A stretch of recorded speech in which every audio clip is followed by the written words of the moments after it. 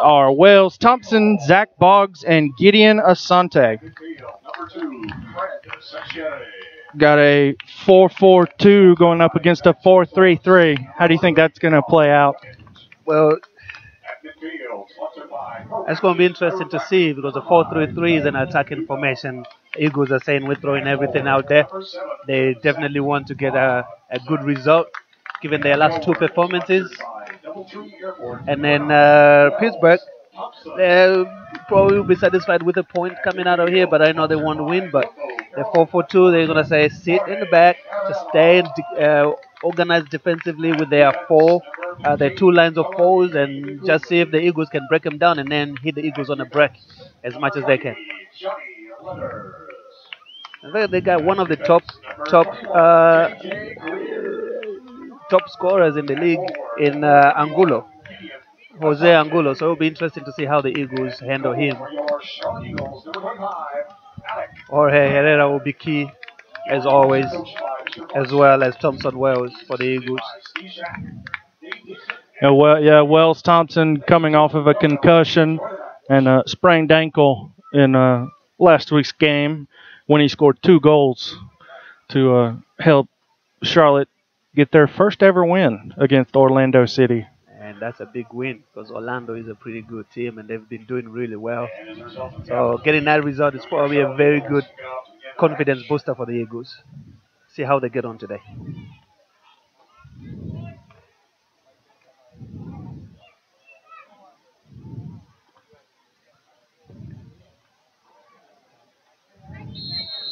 And we're underway as Boggs sends it back to J.J. Greer.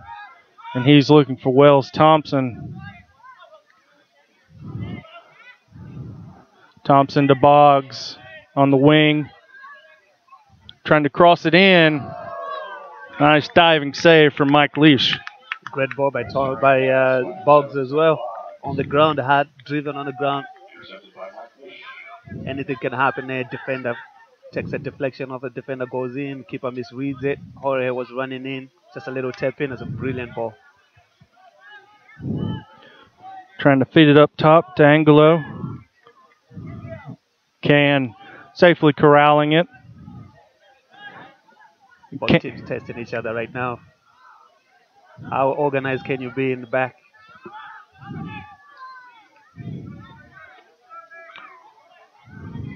Asante trying to get to that, but it's cleared out by Ribeiro.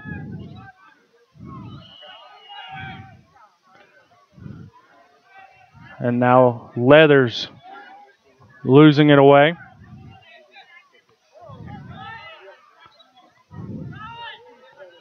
And now Flunder.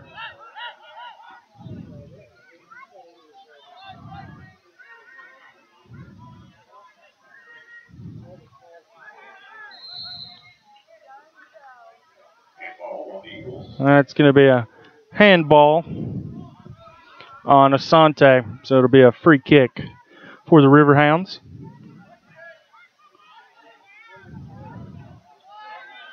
Gideon Asante, a relatively new signing, mid-season signing for the Eagles, playing in his 3rd game, looking for his first goal. First goal is always that crucial, isn't it? Once you score it, you're always getting your confidence back. The longer you play without scoring, especially if you come into a new team, that gets difficult.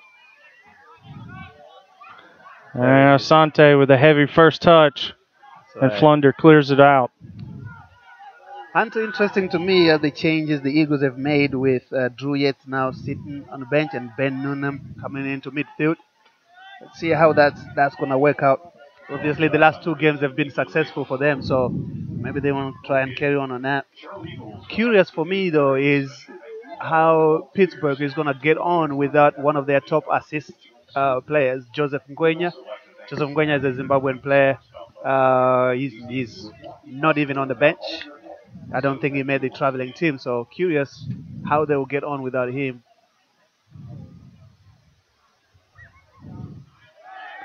And pushing foul on Gideon Asante. Free kick quickly taken.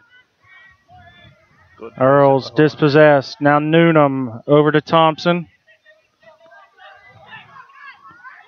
Thompson threading it to Herrera. He's trying to give it back, but it's won away by Kerr. He feeds it up to Jose Angelou. J.J. Greer racing back. Giving way to Facchetti. He crosses it in, and it's off. That was Kevin Kerr making contact, but not on goal. About 20 yards off goal. And that's going to be a goal kick. Jose Angulo does really well there. Doesn't he hold in possession, waiting for help coming up. Fekete Brian runs through and puts in a very good cross. But the player that Angulo is going to be crucial for Pittsburgh, and they will be quite well advised, the Eagles, to make sure that they take care of Jose Angulo, because he is the key man. And Thompson going over to Asante. Thompson trying to send it into the box, and it's headed out. And now Ribeiro looking for Angulo. Finds him. There he is again. Trying to thread it through. A cut off by J.J. Greer, the University of Memphis grad.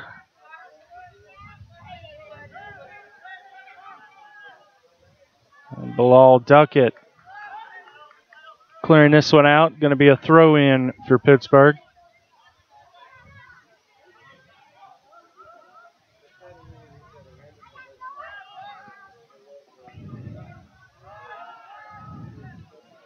Leathers with the back pass to Alec Can.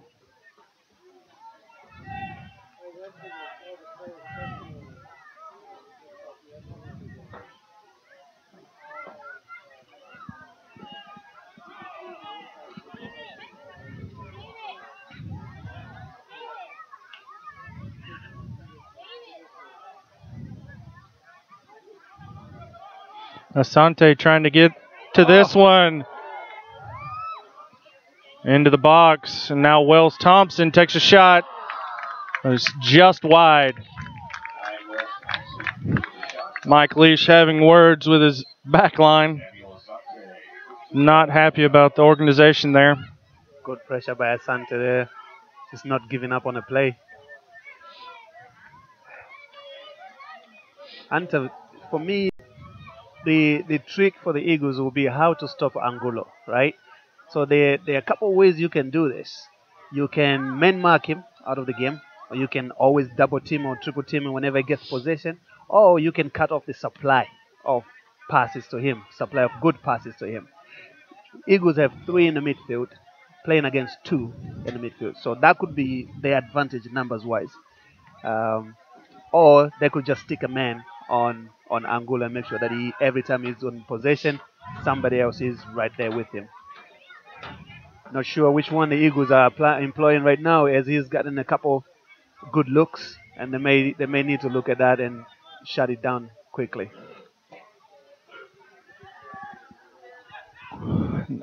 Earls now. A shot over the post, over the crossbar. Goal kick taken too quickly for the referee's liking. For more updates about personal training sessions and the homeschool updates.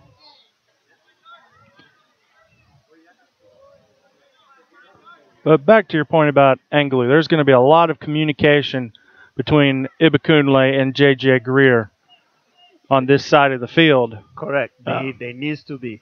They need to know where he is at all times. Right now, he's finding pockets of spaces that he's using, and there needs to be better communication between the two center backs.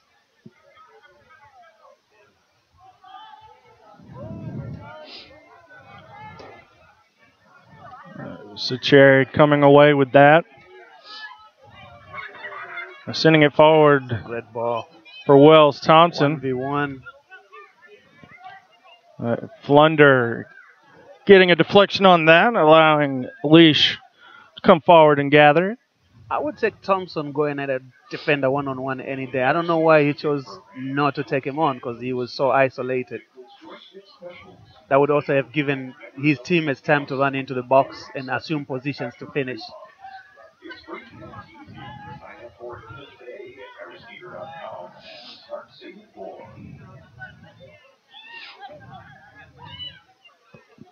Ibakunle looking for Thompson, cut off by Flunder. Now Zach Boggs trying to thread it through for Asante. A nice poke out from Ribeiro. Going to be the Eagles' first corner kick of the game. And as usual, Jorge Herrera trotting over to take it.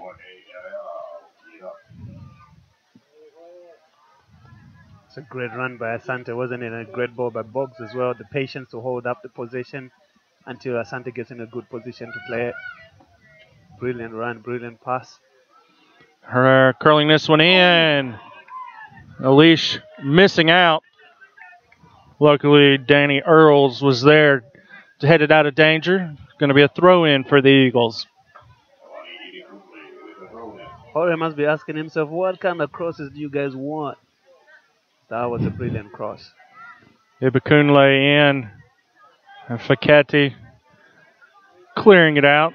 And Jorge Herrera sends it over to Asante. He crosses it in. And Fred with a brilliant shot on goal. Great volley there. A difficult technique. Well done there by Fred. That's off of Earls. Wells Thompson going to backtrack.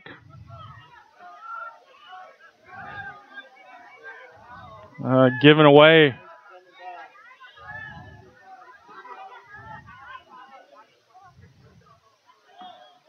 And now Eagles asking all the right questions right now, aren't they? Getting in behind, putting crosses in, getting people running into the box at the end of crosses. Good save there by goalie. Bakunle feeding it forward for Thompson. Got Boggs in the box. Now Ibakunle crossing it in. And that's going to be headed out by Arena. Going to be another Talani Ibakunle throw in for the Eagles.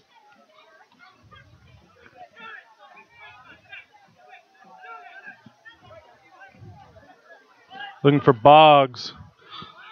But good positioning there from the back line, allowing Leash to come up and gather that.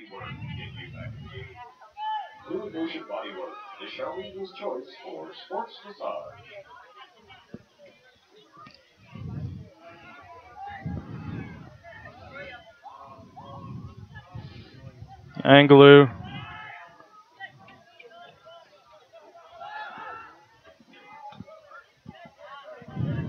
Now Arena.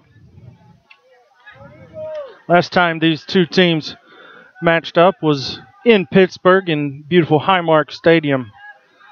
And that was a 2-0 Pittsburgh win.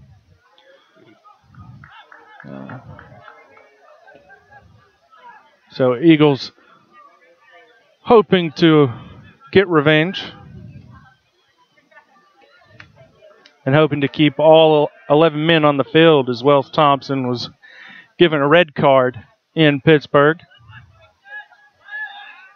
This game is important for the Eagles, isn't it? I mean, for both teams. Both teams in the playoff hunt. Yes, yep.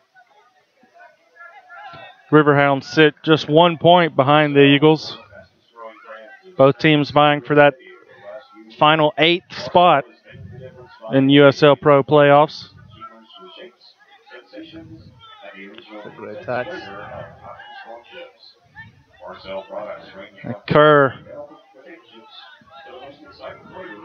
over to Green. Green slipping past Asante. That's going to be cleared out of immediate danger by Duckett. Throw in for the Riverhounds.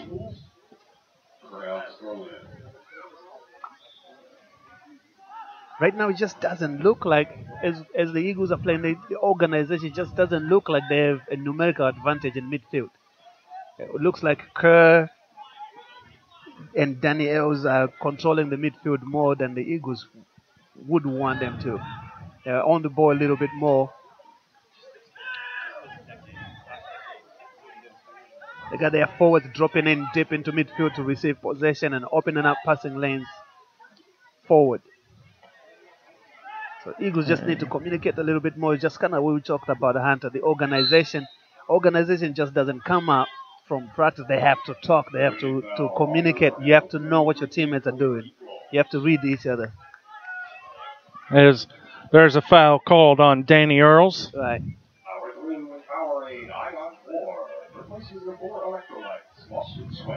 Thompson probably saying what we're just saying right now, talking to Greer and Newman. Nunam. I always mess up his name. Nunam. It took me a while to learn that.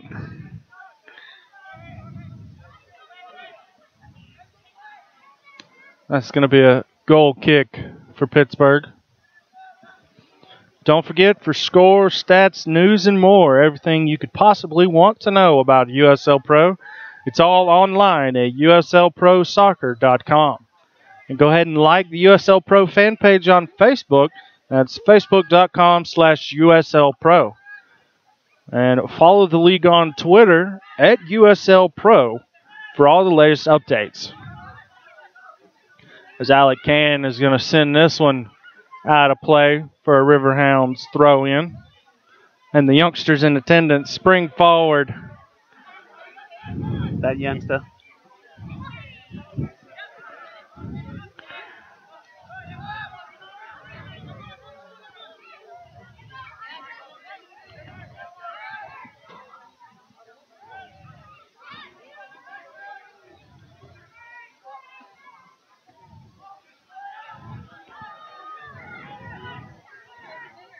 Angola is a strong man.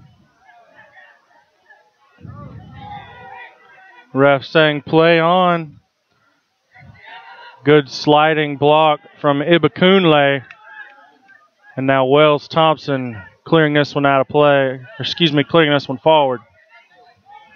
Now Earls taking a shot on. Nice save from Alec Can.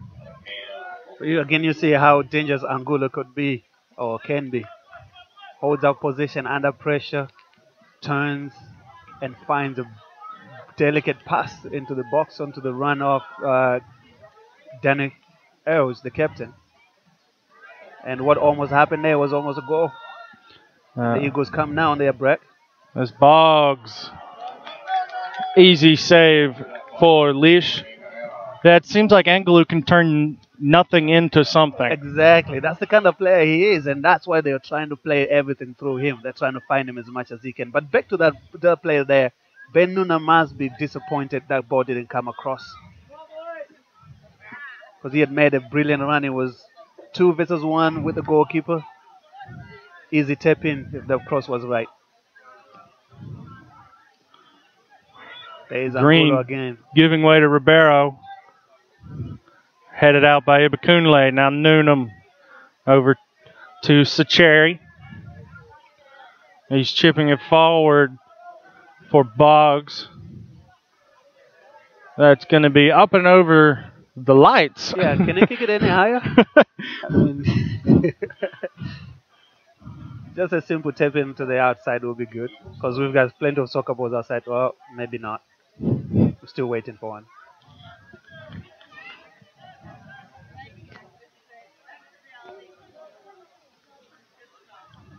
Oh, we have a moment.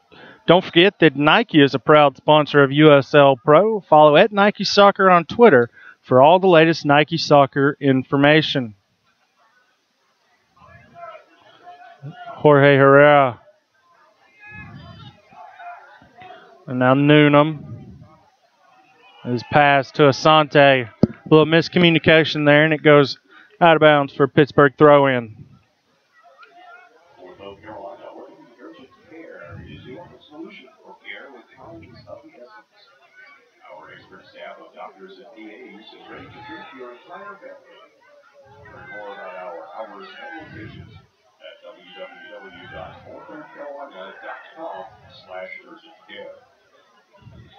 Angelou. Now Green.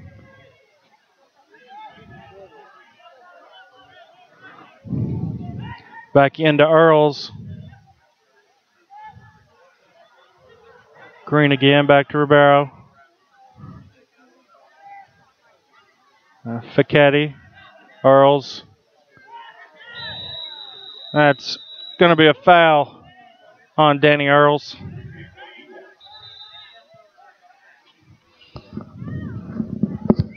Rash tackle on Jorge Herrera. Watch Kevin Kerr and Angulo. The combination, the interchanging of positions, the movement, they link up really well.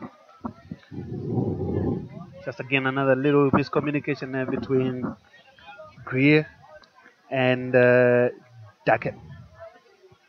Almost resulted into an opportunity for Pittsburgh. They have to talk, they have to communicate a little better. Again, the Angulo and Kevin Kerr finding spaces and pockets to run into and receive and combine.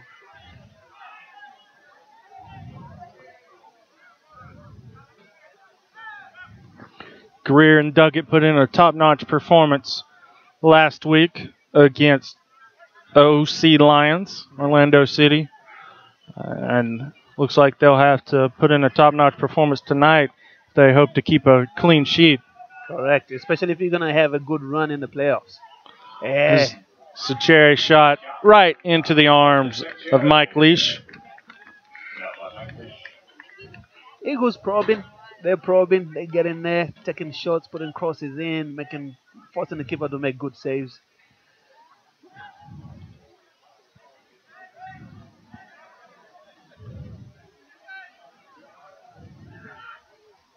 They're just hoping one of these falls in and goes through the net. Sacheri dancing around, going back to J.J. Greer. Oh, so confident on the ball, Sacheri. Wells Thompson. That's going to be out off of Fichetti. Throw in taken to Noonan. Now Thompson giving it away, but winning it back. Ibakunle going back to Bilal Duckett. Duckett spent last year on loan to the Rochester Rhinos. He was a New England Revolution player. He's one of 4 Eagles players on the field right now with MLS experience. The others being Johnny Leathers, Zach Boggs, and Wells Thompson. Leathers and Boggs being former Vancouver Whitecaps. That experience is key to the Eagles. As Pittsburgh was called offsides. And Wells Thompson is a former Chicago Fire player, as Zach Boggs is about 5 yards offsides. Those are the runs you always talk to your young players when you coach the youth players. Never just make a straight run, 2 runs. One is a square run and then a straight run through. Oh, make it a diagonal run so when the pass is played, then you break. But Boggs makes up for it, coming back and getting the tackle. Boggs is a hard-working player. He's probably one of the hardest working players I know. He's got an endless engine. Yes. Back to Duckett. Boggs, of course, scored the 2 goals against Rochester 2 weeks ago that started this big winning streak. Well, it's 2 wins in a row, but the Eagles hoping it'll be more. More, yes. And 2 big wins against 2 teams that are already headed to the playoffs. Especially if you look at the win against Orlando City, that is a big result. That says the Eagles can play at any day and beat anyone in this division. They just have to put it together. But I have to say, I like the movement of the Eagles forwards. But key for me in this game today is going to be Noonan. The way he's moving in, finding pockets behind defenders and running through for through balls. A couple of times he could have scored if the passes were good or if they looked for him on a cross. But he's coming in from deep, and it's always difficult to defend a midfielder coming in from deep, running through. And Fichetti, Angelou, as Eagles are playing a man down.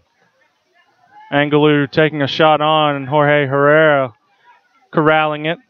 Johnny Leathers having to go off and be tended to by the trainers. There's a nice through ball to getting Asante. Asante in for Boggs. And that's going to be off of Boggs, going to be a goal kick. From our angle here, it looked like it's a corner kick, but referee's right there. While Leathers is off, Ben Noonan has slid back into that left back position that he has occupied before. Be sure to visit the USL PRO fan page on Facebook at facebook.com/USL PRO. And looks like we might have a substitution for Leathers. For all the latest updates. If I had to venture a guess, if he's not going to be able to come on, I'd say Richard Dickson would be the replacement. Matt Gold being a central defender, not really used to playing on the wing. Those are the only two defenders listed on the bench. Right. Unless if they opt for Darren Toby to come in as a holding midfielder and then keep Noonan outside, which is going to take away from the work Noonan has been doing in midfield, because I thought he was key. A lot of the offense that the Eagles we've seen today have been because of his movement off the ball. So if Darren Toby becomes the central midfielder, he's a high possession rate guy. He will win possession for you and he will keep it for you, but he will not run in behind defenders. Asante going up to Boggs. Boggs managing to keep that one in play. Gives way to Wells Thompson. Over to Sacheri. Sacheri trying to find Boggs. Headed out by Ribeiro and cleared away. It's not a good header by Duckett. And now Flunder. Going over to Fichetti on the wing. Ibakunle defending. Bad pass. But Ribeiro comes forward. Gets it. And Green back to Ribeiro. And now Angelo trying his hardest to get to that one.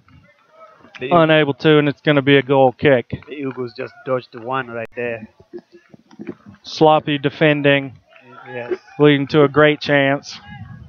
Pittsburgh just unable to capitalize. We started with Asante not chasing that ball and putting pressure on the right back, isn't it? And they had time to connect a few passes, make runs in the box. I thought he was going to take a shot instead of pulling it across, but then it was a brilliant ball then. Angulo just missed it on the back post. J.J. Greer to Fred Sacheri.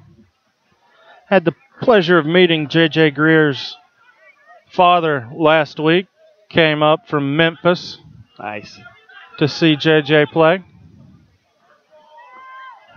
Wells Thompson into the box. His heavy cross. The final ball hurting the Eagles right now. The final service. Everything else is brilliant. The movement, the passing. But it's the final ball. It just needs a little bit.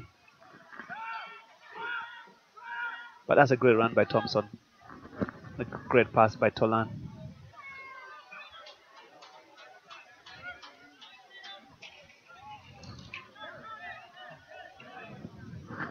Earls. While the Eagles are men down, they may need to just be a little bit more patient on their defense. Just drop back a little bit. And yes, win possession like that. Boggs winning it away. He's going to hold up and feed it off to Asante. Now Boggs again. Asante. And Asante gives it away to Danny Earls. And now Green.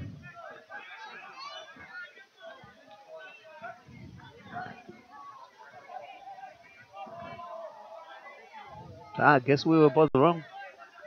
Drew Yates, looks like Drew Yates is lining up to come in.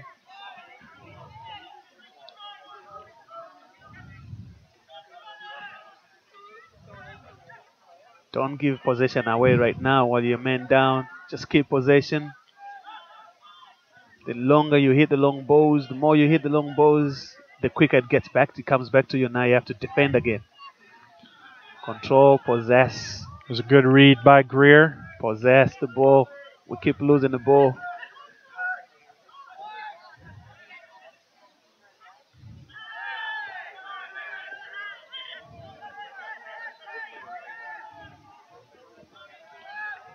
To get runners in the box.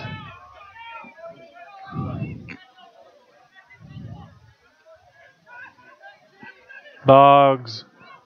Thompson. Ibakunle winning it off of Green. Going back to Duckett. Now Noonan. Herrera. And out of bounds for the Riverhounds throw in. And it is going to be Johnny Leathers not going to be able to come back on, and they're going to bring on Drew Yates. So we'll see how this will work out. Looks like Jorge Herrera might slide back a little bit. Drew Yates is tied for the league lead in assists with 8. Tied with Rodrigo Lopez of Sacramento Republic. We need him now. The Eagles need him right now more than ever as they make a push for the playoffs. Hopefully Boggs can benefit from his movement and his assists. Looks like Jorge drops down deeper into midfield, plays alongside Sakire. Duckett giving back to Alec Can, who misplayed it a little, and that's going to be a throw in. It's a tough ball back to the goalkeeper, a little bouncy ball.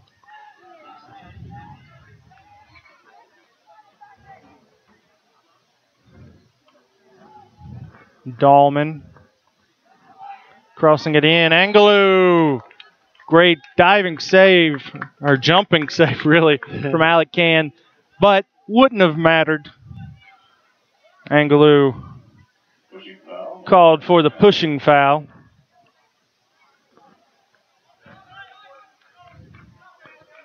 So Cherry going back to Greer.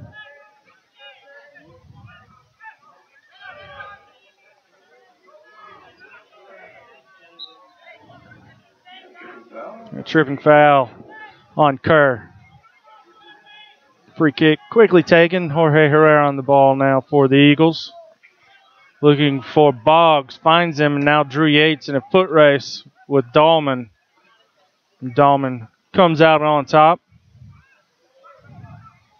And Duckett got to that, but immediately back in Riverhounds' possession. And Green battling with Ibakunle.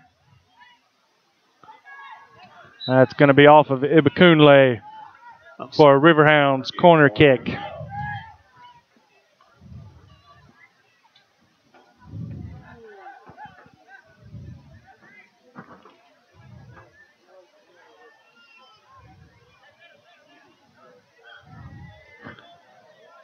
Looks like it's going to be Matt Dahlman trotting over.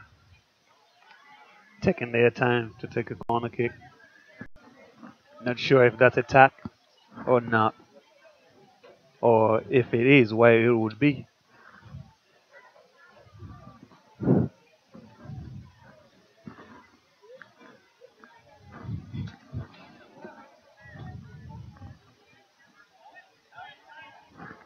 Dahlman swings this one in, headed out by Herrera, and eventually cleared away by Jorge Herrera again. This one's going to be a throw in for Pittsburgh. I like the fact that one of the smallest guys on the field wins the highest, the headers. Clears it. It's a brilliant header too. And then wins the second ball as well.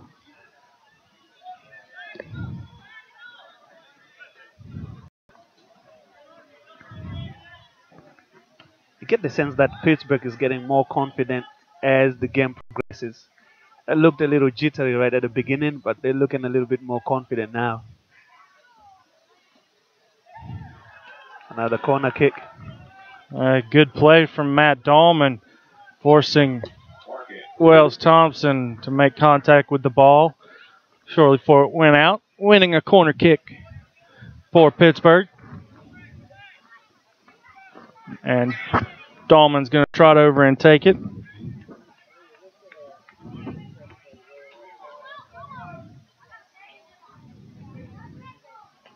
And Dahlman sends this one in just wide of the post.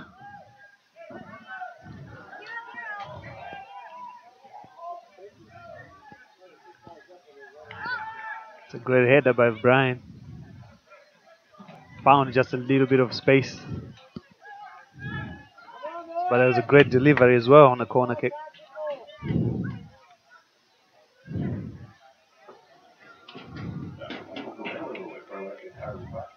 Alec Can sends this one forward.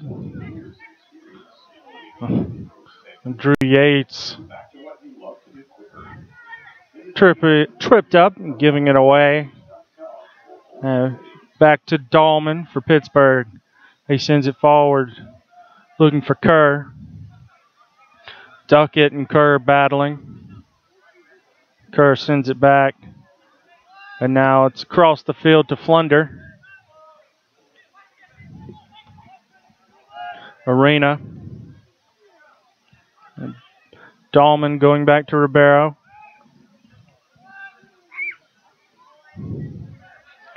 Arena.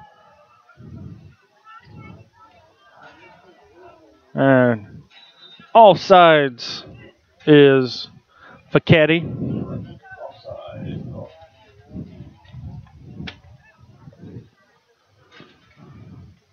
But that was a nice pass from Mike Green.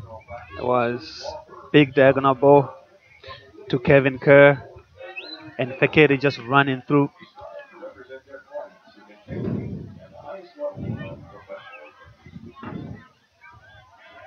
Ooh. Communication or leg thereof. Noonan trying to dance around, giving it away to Dahlman.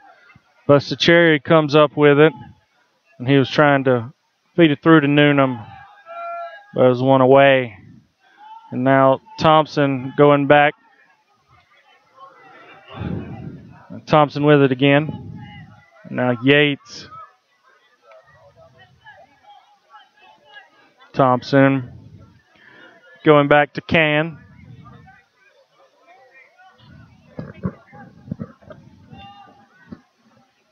Can looking for Boggs, but Ribeiro coming out with the defensive header.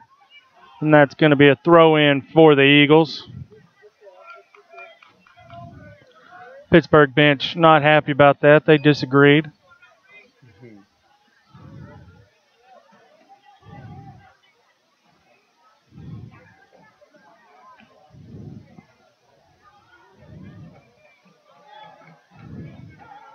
Looked like a handball from here. But how strong is Angulo? Holding up play, screening the ball from Duckett. And Duckett is not a small guy. No, he is not. Aside from Alec Cannon, he's the tallest Charlotte Eagle on the roster, 6'2".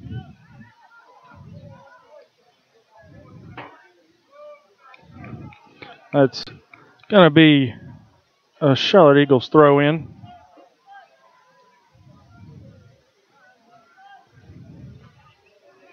Yates on the ball for the Eagles, going back to Duckett. And Duckett looking for Asante. Asante tracking this one down, keeping it in play. Trying to nutmeg Flunder. Flunder not having it, and he finds Angler. Now Green looking for Kerr. Thompson coming up with the header, though. Now Dahlman for Pittsburgh. Going all the way back to Leash. And that is going to be out of play for an Eagles throw-in. We're in the 39th minute, and the game is being played between the 18-yard box and the other 18-yard box. Nothing is going through into the box. It could either be both teams are very good defensively, or it could be both teams are running out of imagination once they get in the final third. And that's what, if I was Coach Stephens or the coach at Pittsburgh, I would be thinking, who is the guy that's going to change the game for me? Who is that guy who's going to take over the game and do something? And sometimes you have to take a little bit of a risk for that to happen.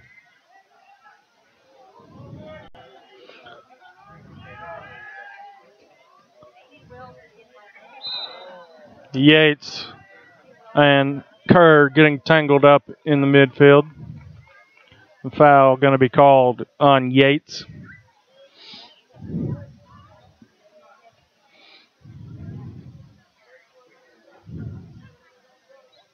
Keepers going into the halftime into the locker room pretty clean.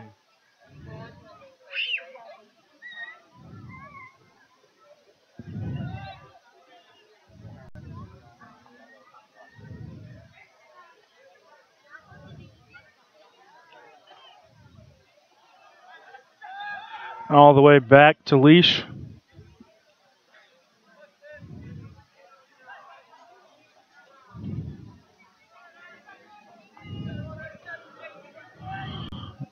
Greer Noonan giving it away to Angelo, but Noonan wins it away. And Thompson keeping that in play. Now Ben Noonan looking for Zach Boggs, but that's going to be out of play for a Riverhounds throw-in. The bounce on the turf there was Noonan's best friend. Saturday, September 6th, at the Harrisburg City Islanders of the Queen Sports Complex for a 7 p.m. start. Be sure to visit charleneagles.com for more details leading up to the game. All right, so Cherry in the field for Ibakunle, and Ibakunle finding Herrera. Now Asante going into the box, trying to connect with Boggs, but no trouble at all for Mike Leash to corral that. That ball is the easiest ball for the goalkeeper to deal with. It's going straight to the goalkeeper.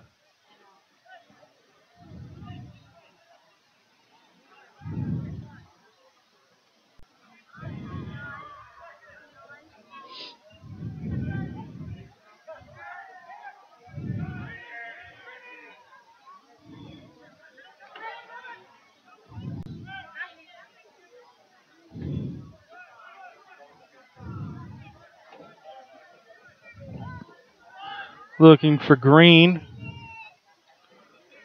Finding him. Ibakunle defending Green on the wing. Going back to Flunder. Flunder. Now Earls into the back of the net. No. Offsides called on Jose Angelou.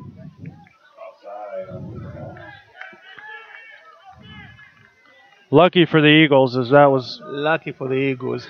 What I was surprised about is Tolani gets... he does very well, put Green into the corner, plays the ball back, but then he stood right there instead of shifting back inside. When Els found the shot to put in the box, he was completely open.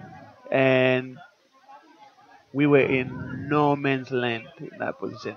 Tolani was in the wrong position, on the wrong side of the play, as we said.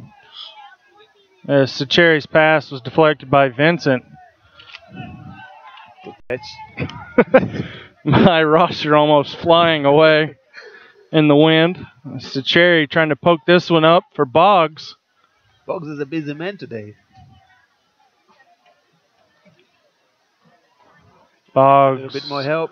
He's a busy man. Keeps possession, does well, makes good runs in the box. Again, the Eagles lacking the final product.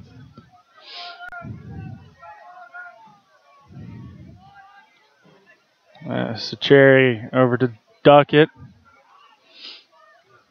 Duckett trying to feed it forward for Yates.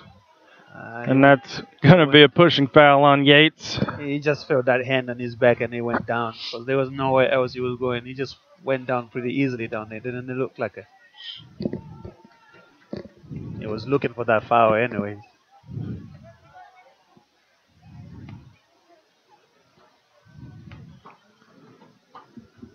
Leash is going to take the free kick.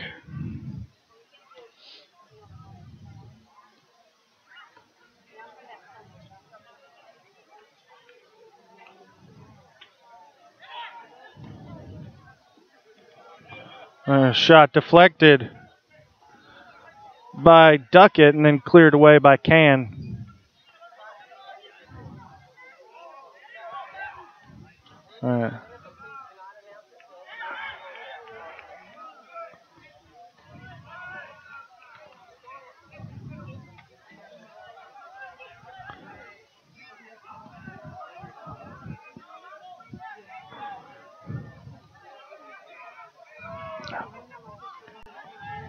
Definitely feel when Nunam went to left back, the Eagles lost the midfield, or they lost something in the midfield.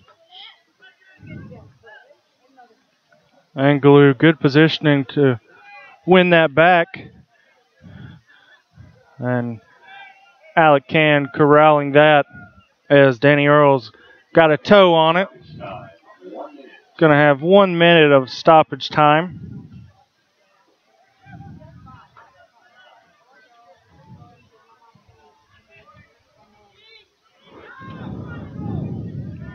Santi back to Sacheri.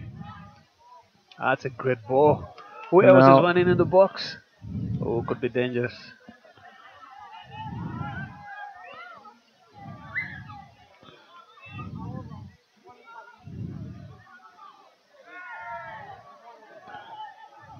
Yates, now Herrera trying to chip it forward and going to be cleared away by Vincent. Duckett poking it for Sacheri. Duckett looking for Asante.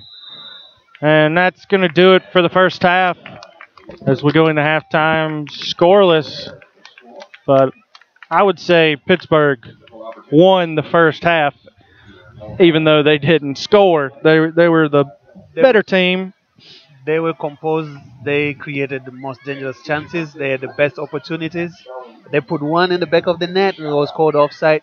But they'll be looking at that. If it was a Pittsburgh coach, will be looking at that, feeling pretty satisfied with the way his team has played. I don't think there's much to change in the way they played or the way they will approach the second half. But the Eagles have some issues to solve. First of all, the two center backs. Finding it very difficult to deal with Angulo. They need to sort that out because Angulo, other than the goal he scored, the offside goal, he's been dangerous. Every time he was in possession, he was dangerous. Even when he was not in possession, he was dangerous just because of his movement. And the Eagles also need to figure out Asante, where does he fit in, how does he fit in this formation. For me, it was an okay performance by him, not something to shout home about. Hopefully, second half it will be a little bit more explosive. All right, well, we're going to take a quick 15-minute break for halftime, and we'll be back with the second half. Stay with us.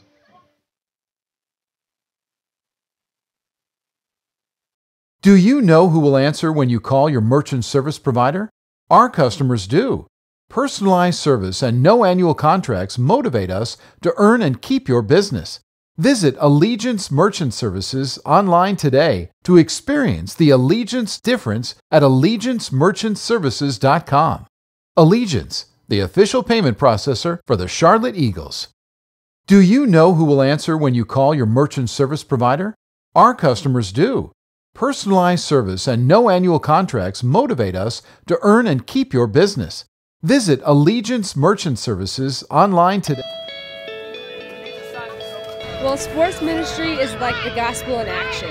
You're able to speak the gospel, but you're also able to be an example on the field and doing something that you love. Soccer is the #1 sport in the world. You can go anywhere. All you need is a ball. It's the perfect tool, in my mind, to share the gospel. So many people in so many different cultures play sports, and soccer is probably the biggest because it's all around the world. I think my favorite thing is actually playing matches against other teams, and then afterwards getting to share with them. Being able to show the love of God while you're playing, and more so afterwards when you're able to talk with people one-on-one or even to a crowd, explaining why you're doing what you're doing. Have those intentions of, okay, I'm going to use this not for myself but to benefit others. God just takes that and just expands it and just blows it up bigger than you could ever imagine. Training is a core part of what we do to accomplish our mission. A season of training to prepare players for a lifetime of service. We try to do what we call sports ministry training, where we're training our men to take their faith and put it on the field. That's through transformation. Going through the material, the sports ministry training material, of just kind of a theology of sports ministry and learning more deeper about how God wants us to be in the context of sport. That's the standard events that you're going to have. We all enjoy the game. I love to coach, I love to play.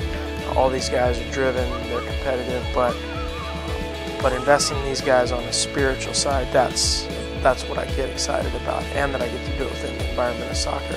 It's a phenomenal place to grow. From the staff around you, to the opportunities you get, to the leadership you can provide for the team, the perfect place to be as an athlete. I love being a part of, I guess, just a Christian organization that is so fired up about God and using soccer as their ministry. There are a lot of guys that are really serious about growing spiritually, and I've been mentored by several so far already. I was challenged to not only improve myself on the field, I was able to grow in certain things off the field as well. I don't think I'd be the person I am today without the organization altogether. Being at camp with kids, I felt more alive than I've ever felt. As we try to teach kids how to play soccer to get better, we also share Christ with them, which is our main purpose here. This Camp of 200 is being led by 2 of our student leaders, and they're doing an excellent job giving them a practical experience in leadership. Over in Japan, we do clinics for kids as well as playing different university teams. And even though there's a language barrier, playing soccer always helps break it down. And I mean, especially when we go to Brazil, it's Portuguese as the language and then soccer. And immediately the kids just respond to us because we play soccer, we invest in their lives, and now they're open to hear about the gospel. You go across the country and you pick up a ball, and within 10 minutes you have 50 to 100 kids surrounding you. And so just knowing that it can easily build relationships. And How one sport, how one soccer ball and a smile can unite two teams who can't even communicate because we don't even understand each other. It's hard to describe, and being a part of it has been such a blessing.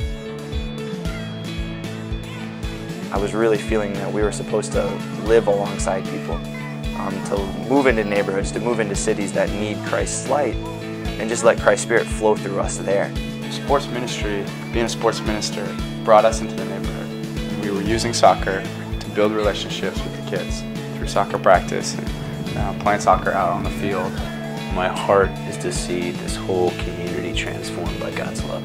And so it started with us rolling out a soccer ball 2 years ago and bringing a couple snacks. And so we'd play soccer for an hour, hour and a half. We are to have deep relationships with the families here and serve in whatever place that you can. They're equipped to go take what they've learned and duplicate it, replicate it in another culture, back at their college team, wherever they go to coach. But we hope that by the time they spent the summer with us, they're empowered to go out and change the world and make life changers. And so we just want to be intentional through a motivating platform that draws youth, it's a magnet to youth, to provide that platform to be able to share that message of hope with the youth of the world.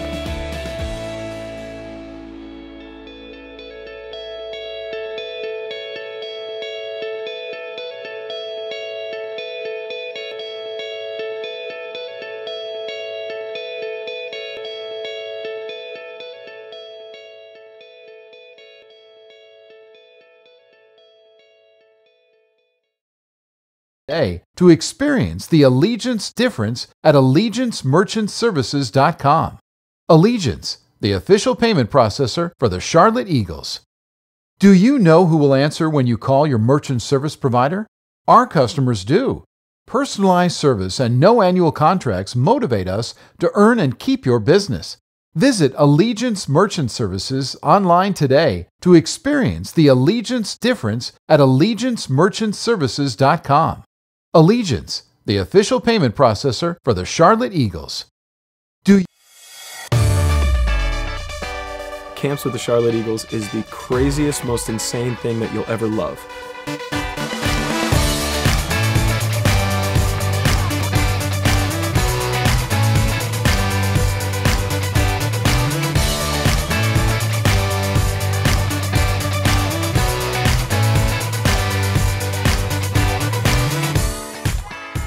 We teach them skills of the day. We work on passing, shooting. We try to have as professional of teaching as we can. We have fun days like Wacky Wednesday and Jersey Thursday. We have contests every morning and prizes, and we just have a blast. It's so much bigger than the game of soccer. Soccer camp, a place that you wouldn't really expect them to get Jesus, we can give it to them. It's just a way where we can love kids and we can teach them about the Lord and about how much He loves them. They're all about the soccer, and then they love the Bible time.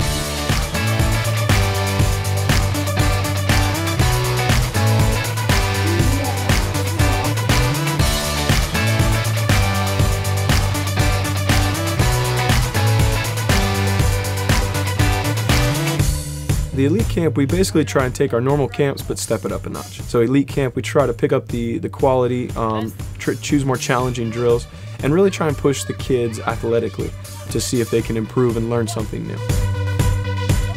All girls camp is really fun. Guys aren't allowed. If any guys come close to the fence, they start screaming, "No boys allowed."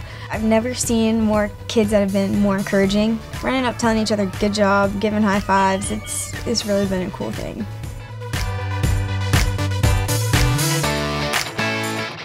But at these camps, you know, the coaches really care about your kids. But we take it very seriously, the instruction that hopefully they grow as a player in soccer. We come and we grow them as soccer players, as athletes, but also just as people. Things like honesty and sportsmanship. How much can we invest in these kids' lives for the short period of time that we have?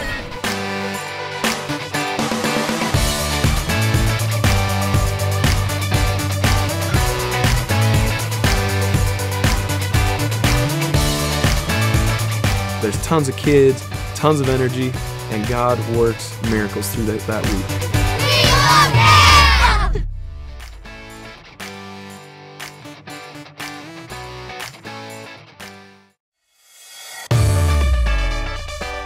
Camps with the Charlotte Eagles is the craziest, most insane thing that you'll ever love.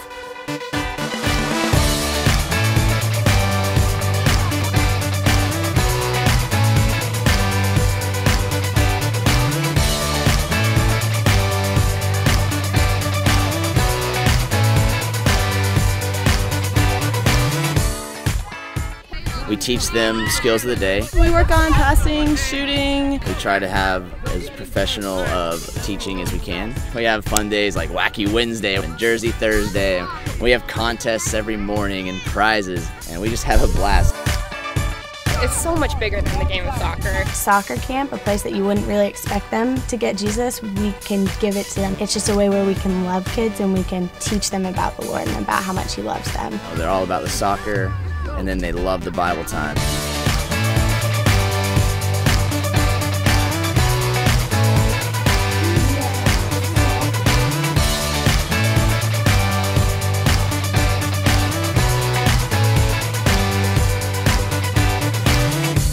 The Elite camp, we basically try and take our normal camps but step it up a notch. So elite camp, we try to pick up the quality, choose more challenging drills, and really try and push the kids athletically to see if they can improve and learn something new.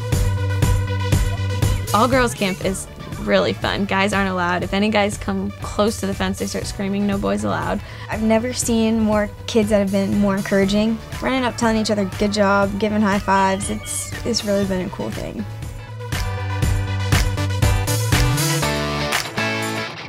But at these camps, you know, the coaches really care about your kids. But we take it very seriously, the instruction that hopefully they grow as a player in soccer. We come and we grow them as soccer players, as athletes, but also just as people. Things like honesty and sportsmanship. How much can we invest in these kids' lives for the short period of time that we have?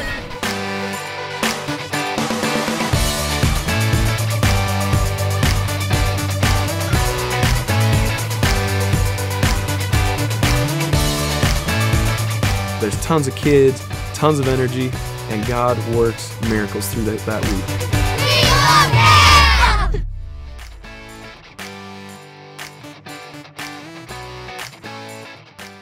You know who will answer when you call your merchant service provider? Our customers do. Personalized service and no annual contracts motivate us to earn and keep your business. Visit Allegiance Merchant Services online today to experience the Allegiance difference at AllegianceMerchantServices.com. Allegiance, the official payment processor for the Charlotte Eagles. Do you? Camps with the Charlotte Eagles is the craziest, most insane thing that you'll ever love.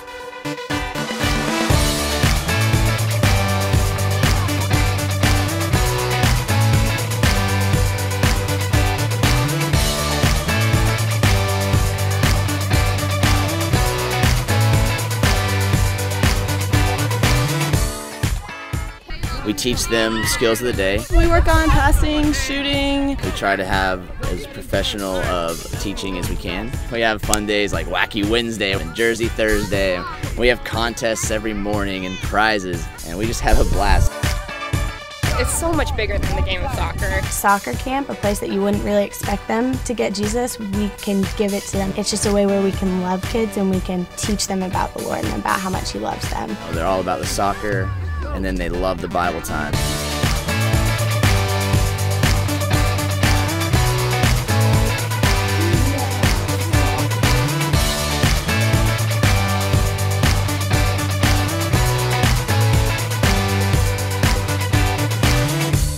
The elite camp, we basically try and take our normal camps but step it up a notch. So elite camp, we try to pick up the quality, choose more challenging drills, and really try and push the kids athletically to see if they can improve and learn something new.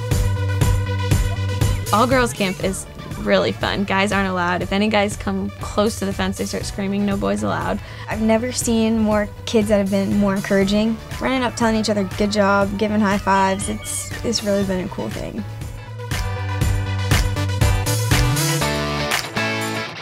But at these camps, you know, the coaches really care about your kids. But we take it very seriously, the instruction that hopefully they grow as a player in soccer. We come and we grow them as soccer players, as athletes, but also just as people. Things like honesty and sportsmanship. How much can we invest in these kids' lives for the short period of time that we have?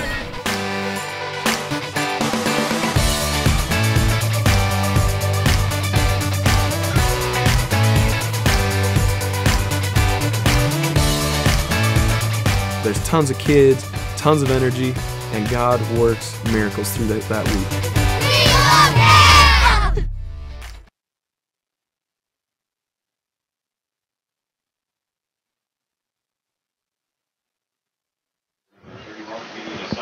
And we're back.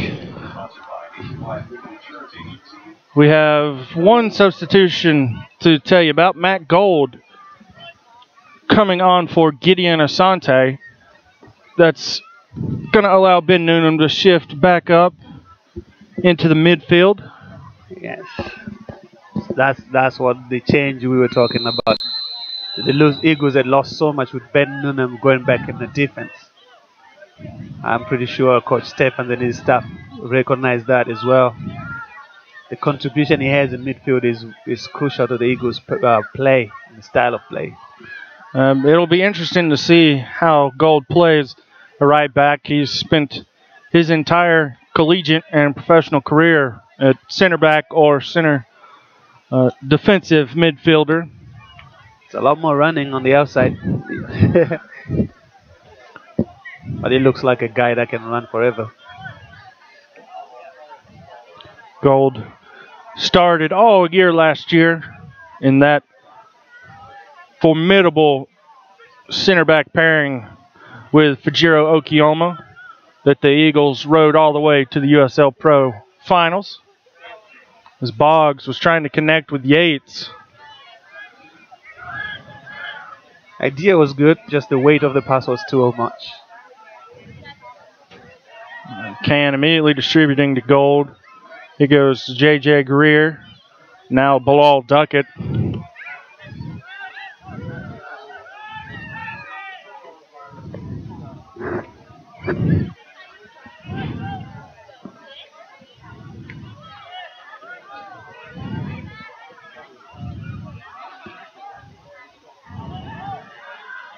Well, looking for Yates, but Ribeiro gets to it first. Flunder, but is intercepted. And now Gold on the ball for the Eagles.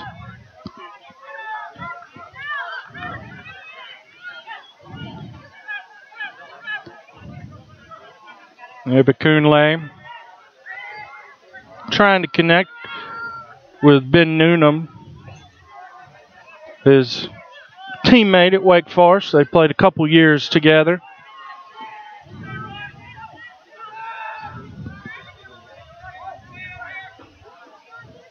Noonan going over to Gold.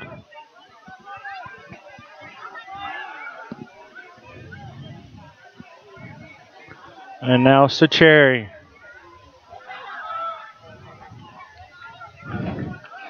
And no trouble as Leash gets to that.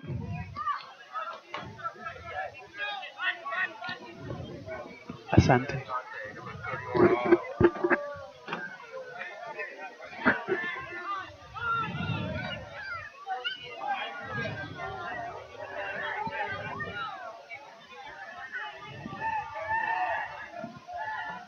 And change of numbers to report. Ben Noonan is now wearing number 11.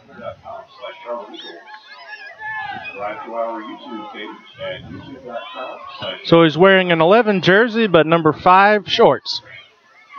Oh, that's strange.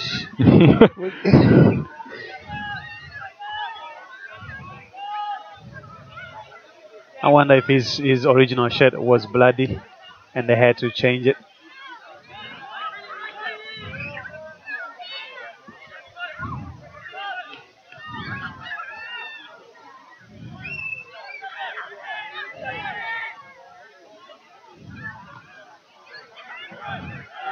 Now Ibakunle trying to get it over to Boggs. Unable to. Now Noonan.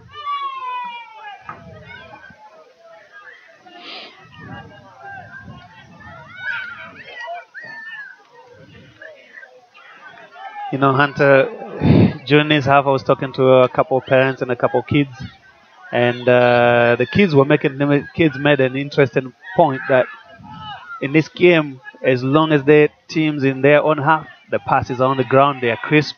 As soon as they get into the attacking half, the passes are in the air. They're saying the passes are in the air too much. And that for me makes it very difficult to create any sort of scoring opportunity as long as the ball is a 50-50 ball in the air. That would be a free kick right there.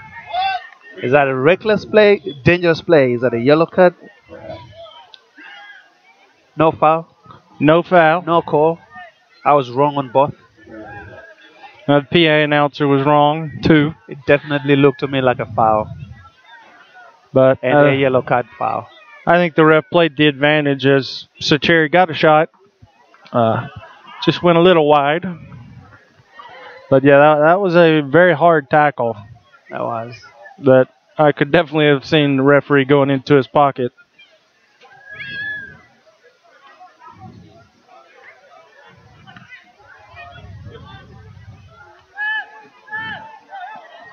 And Duckett to Noonan.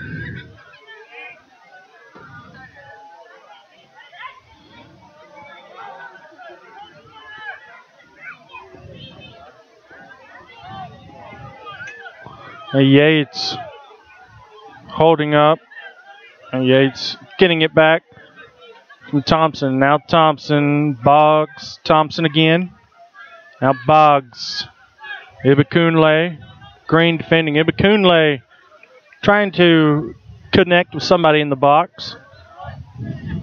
And again, that's the quality of the final pass.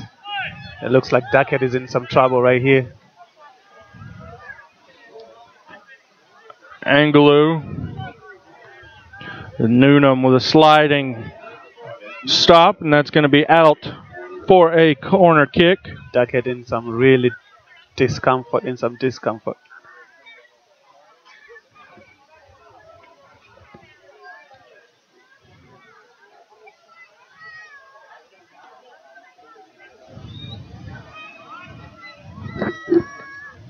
Not quite sure exactly what happened, but Duckett looks like he hurt his shoulder, was holding his shoulder.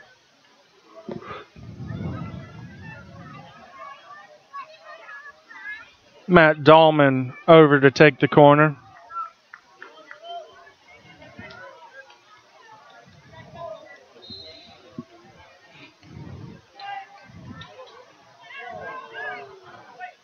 A nice bicycle kick off target, but impressive.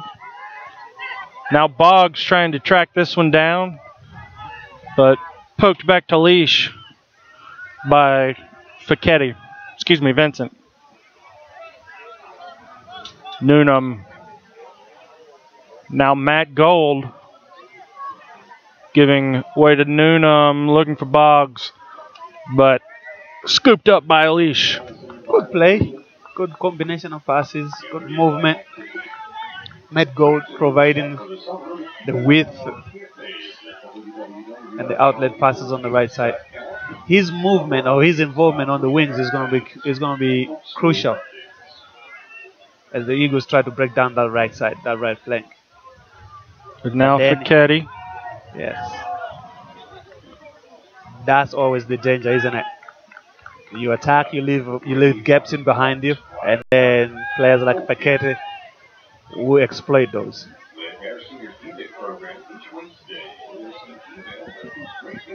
It's a pretty quiet crowd we have today now.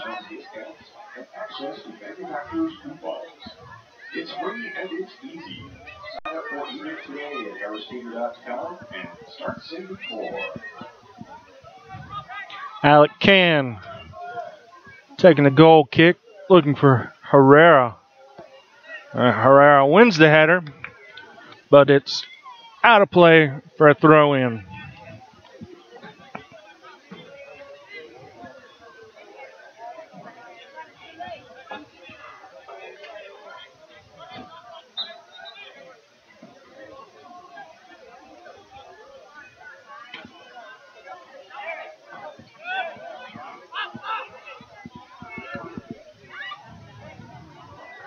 Boggs, now Herrera, Sacheri,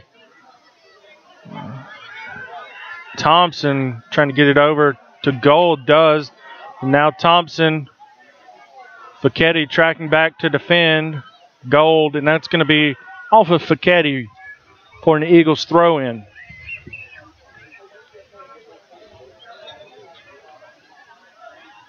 Yates. Thompson sending it in, headed out of immediate danger by Ribeiro, but going to be another Eagles throw-in. Taken to Yates. And now Boggs. He was teed up by Herrera.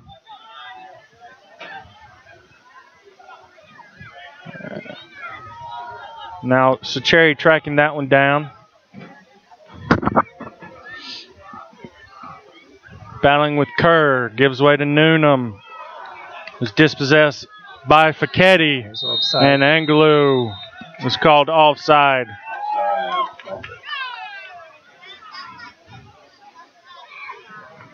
Angelou, incredulous, didn't think he was offside at all. He was offside, but barely. He was offside though. His shoulder was leading, just a little bit in front of the last defender. Good spot by the linesman. Yet again, another example of how Pittsburgh are trying to attack. They've dropped everybody back into defense. Herrera trying to get to that leash, comes out. Well done. Good communication. Nodded back to Can. He goes over to Gold.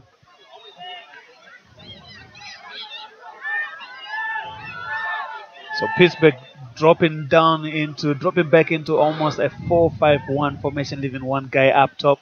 At times Kevin, and then at times Angulo.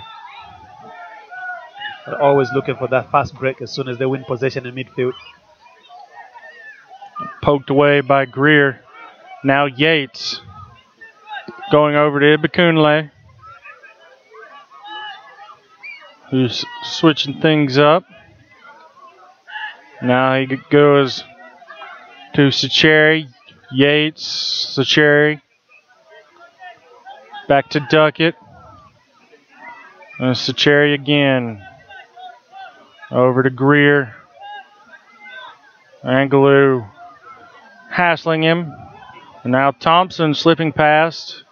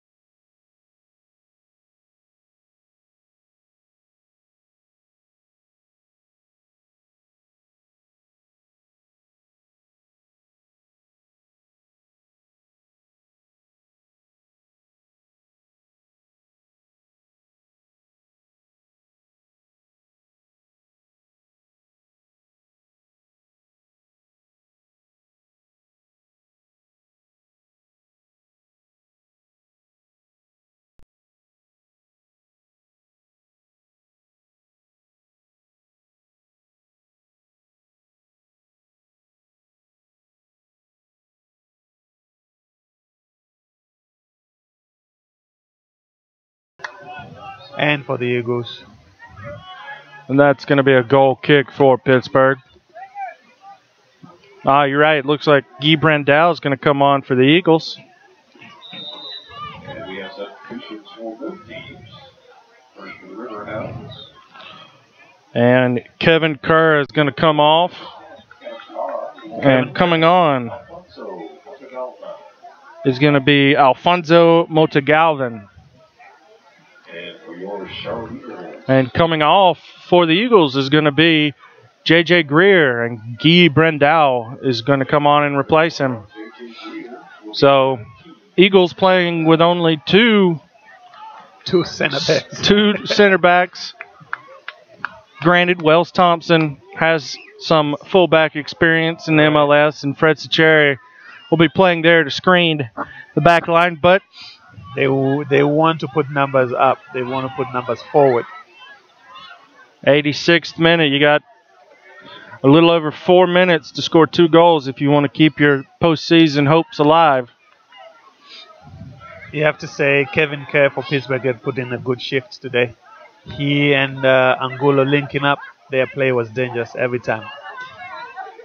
It was always full of running.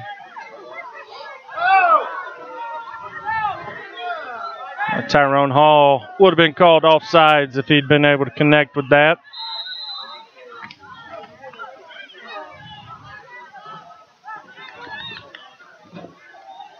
And advantage failed to develop, so they're going to go back to the offside call. Such a late call, though, even if it's advantage. I mean, such a late call. The player developed 3, 4, 5 times before he called it back.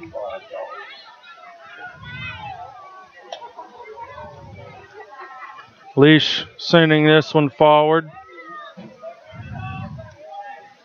And Brandel heading that one out of danger.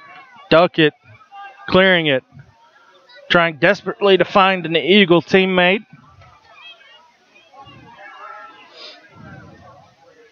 And now Yates finding Boggs. He's got Hall streaking into the center box. And it's just too much for Tyrone Hall as he tracks down the ball. Again, that quality at the end, isn't it? The delivery of the last pass, the final product, just missing on the Eagles. They do everything else good up to the final pass. And there, everything else breaks down. So all the work they've done all the way up to the final pass is lost.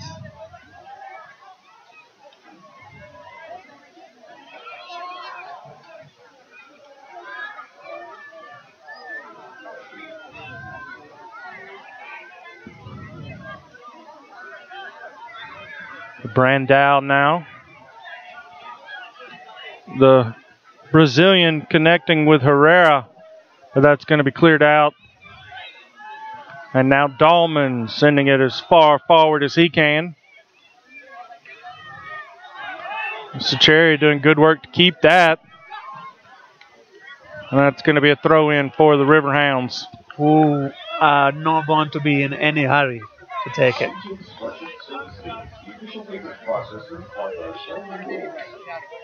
So we're now in the 89th minute. Duckett with a nice clearance to keep it in bounds. That's going to be off of Dahlman for the Eagle throw-in. Drew Yates quickly takes it to Guy Brandel. Gives it back to Yates. He's trying to get past Earls. Earls giving it out of bounds. Throw-in taken by Brandel. Now Yates just poking it forward, hoping somebody runs onto it. And Jorge Herrera was prepared to, but he was offside. And Herrera trying to speed things up. Setting the ball down. But promptly picked up and thrown back to the keeper by Ribeiro. Delaying tactics. Gamemanship. Classic gamesmanship. That's right. Nothing the Eagles wouldn't do if they were in the same position. Though I know from my time with the Eagles, spending time with Coach Mark Stefan, that's something he looked down on. And you will get a lashing from him if he ever gets involved in anything like that. He always wants the game to be played fair. If it's a free kick, you never stand in front of the ball, let them play. If it's a throw-in, let them play. If it's your free kick, get on with the game. Coach Stefan is one of the fairest men I know. He wants the game to be played the right way. Eagles having won numerous fair play awards. Exactly. Trophy case full of USL fair play awards. And it's always difficult coming in. You coming from a different culture, how the game is played differently. You're coming from the MLS. You're coming from different states or whatever teams you've played on under different coaches, and you always taught the game differently. And gamemanship is one of those. And you come to the Eagles, you're asked to play the game fairly. As we've reached the end of stoppage time, as end of regulation, we have 3 minutes of stoppage time. Yes.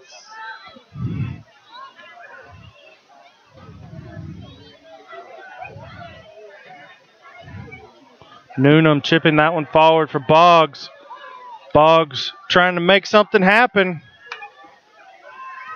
Flunder clearing that one. The idea to put more forwards is so we can have numbers, the Eagles can have numbers running forward. In that instance, only 2 forwards. Where was the rest of the forwards? Tyrone Hall trying to make something happen. Numbers in the box. Noonan crossing this one in.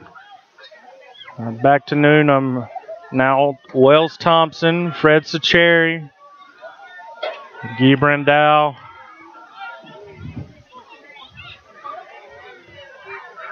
That ball just slightly behind everybody.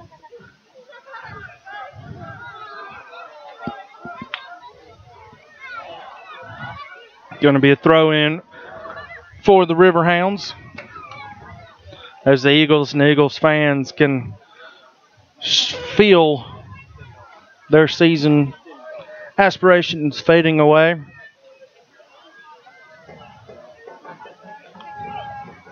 Very difficult to take for the Eagles. They have been perennial postseason campaigners.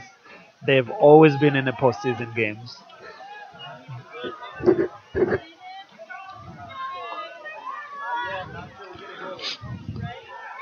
Only since the combination of the 2 USL leagues have the Eagles started having to make playoff pushes late in the year.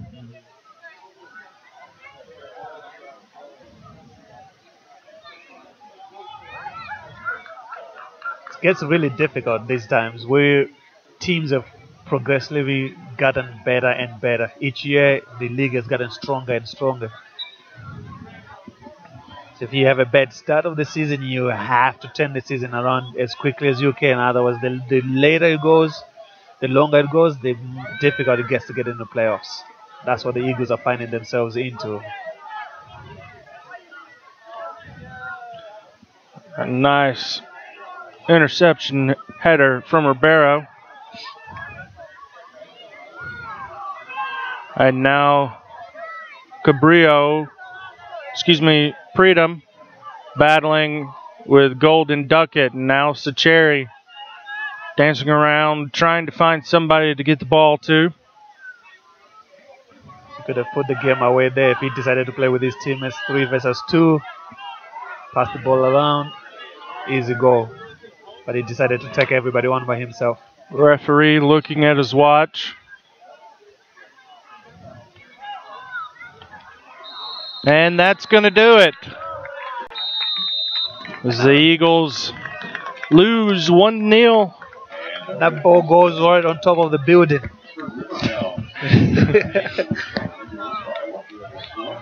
And Riverhounds playoff hopes alive. And Charlotte. That's a tough loss for the Eagles. Yeah, bad loss at home. And you could see Fred Sacheri, Ben Noonan, Bilal Duckett having polite words with the refs before shaking their hands and telling them, good game. Yes. But disappointing game. on a generally disappointing season, really, for the Charlotte Eagles. But have to pick their heads up. They have 2 more games to go. Yes. The game pretty much summed up the Eagles season this year. Sometimes good, sometimes not so good. I felt there was, in this game, we were a little bit flat. They came in, Pittsburgh came in with a purpose. They wanted to keep possession. They looked more dangerous in the first half. They came in the second half. They looked deadly on set pieces. Corner kicks, they were always going to the ball and winning the first header. The Eagles were having to react every time, and that happened when they scored the first their goal. Totally unmarked inside the 6-yard box. Just a nice little glancing header into the corner. Keeper had no chance. But it's been a pleasure being here again. Well, thank you it was very a much. pleasure on my part, too. We're always glad to have you in the booth with us. But that's going to do it for us from Charlotte tonight. Reminder, the Eagles' home finale is next Saturday, 7 p.m., as they host the Harrisburg City Islanders. You can buy tickets online at charlotteeagles.com. Until then, for Patrick Dacca, I'm Hunter Banks. Thanks for watching.